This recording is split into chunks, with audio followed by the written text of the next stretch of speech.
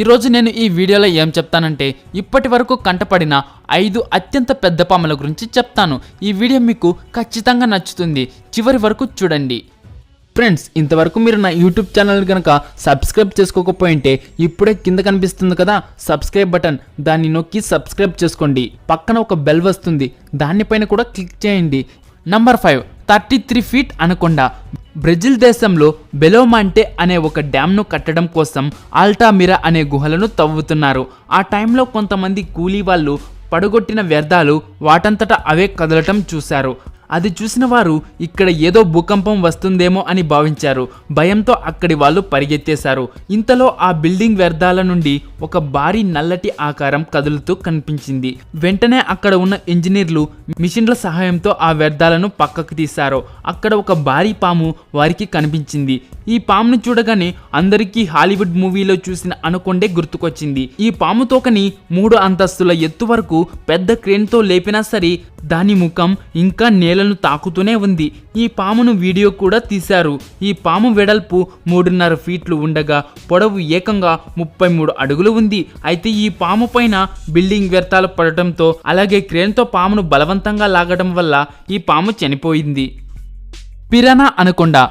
బ్రెజిల్లో పిరానా నదిలో కొంతమంది నావికులు 40 అడుగులు పొడవు ఉన్న ఒక పెద్ద అనకొండను చూశామని చెప్పారు. అయితే వారు చెప్పిన మాటల్లో ఎంతవరకు నిజముందో ఎవరికీ తెలియదు. కానీ ఈ వీడియోలో మాత్రం కేవలం పాము యొక్క తోక మాత్రమే కనిపిస్తుంది. అనకొండ నీటిలో ఎలా ఈదుతూ ఉందో మరియు బోట్లో కూర్చున్న వ్యక్తి ఆ పామును ఎలా కదిలిస్తున్నాడో ఈ వీడియోలో చూడొచ్చు. ఈ అనకొండ కడుపు చూస్తుంటే కొంతసేపటికి ముందే దేన్నో మింగింది అని అర్థమవుతుంది. ఈ పామును కదిలిస్తున్న వ్యక్తి ఎంతో అదృష్టవంతుడనే చెప్పుకోవచ్చు. ఎందుకంటే వేటాడిన తర్వాత అనకొండ చాలా బద్ధకంగా ఉంటుంది, అలాగే స్పీడ్గా కదలలేని పరిస్థితుల్లో కూడా ఉంటుంది. లేకపోతే ఈ భారీ అనకొండకు ఉన్న శక్తితో ఒక్క దెబ్బతోనే అతన్ని చంపేసేది. Number 3, the Congo snake.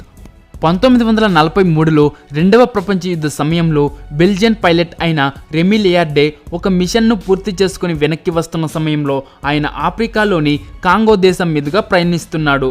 అదే సమయంలో భూమిపైన ఏదో ఒక పెద్ద శబ్దం చేస్తున్నట్లు అతనికి వినిపించింది. ఆ జీవిని సరిగ్గా చూసేలోపే అతని హెలికాప్టర్ ముందుకు వెళ్ళిపోయింది. అక్కడ ఏముందో చూడ్డానికి హెలికాప్టర్ను వెనక్కి తిప్పి చూస్తే అక్కడ అతనికి భారీ ఆకారంలో ఒక పాము కనిపించింది. అతడు పైనుండే ఆ పాము యొక్క ఫోటోలను కూడా తీశాడు. అయితే ఆ పామును దగ్గర నుండి చూద్దామని అనుకున్నాడు. దీంతో తన హెలికాప్టర్ను కొంచెం కిందకు తీసుకెళ్దాం అనుకున్నాడు.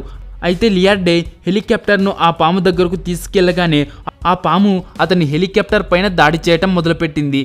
ఒకవేళ ఆ రోజు తను అక్కడి నుండి పారిపోకపోయింటే ఆ రోజు ఆ పాము అతన్ని తన హెలికాప్టర్ని ముక్కలు ముక్కలుగా చేసేదని లియార్డేనే స్వయంగా చెప్పాడు.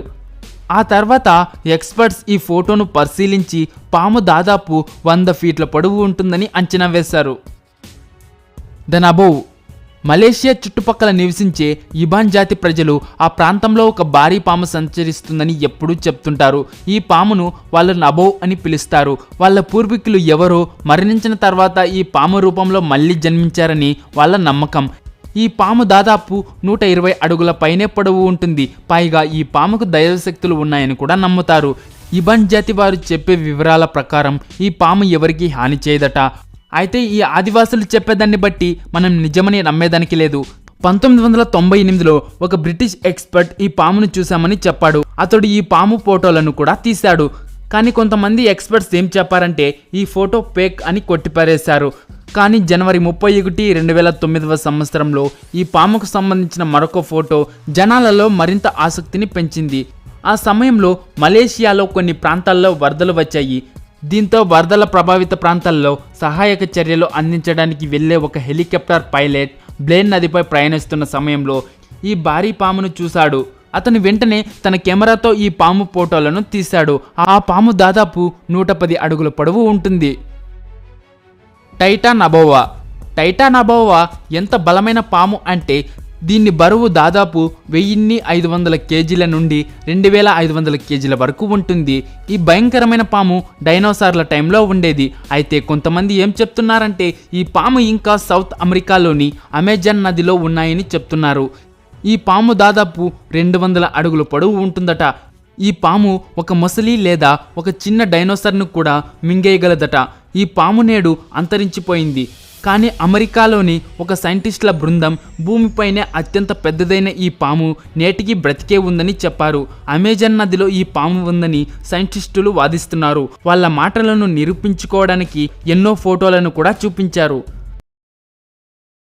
చూశారు కదా ఫ్రెండ్స్ ఈ వీడియోలో మీకు ఏ పాము గురించి ఇంట్రెస్టింగ్గా అనిపించిందో కింద కామెంట్ చేయండి. ఇలాంటి మరిన్ని వీడియోస్ మిస్ కాకుండా ఉండాలంటే నా యూట్యూబ్ ఛానల్ని ఇప్పుడే సబ్స్క్రైబ్ చేసుకోండి.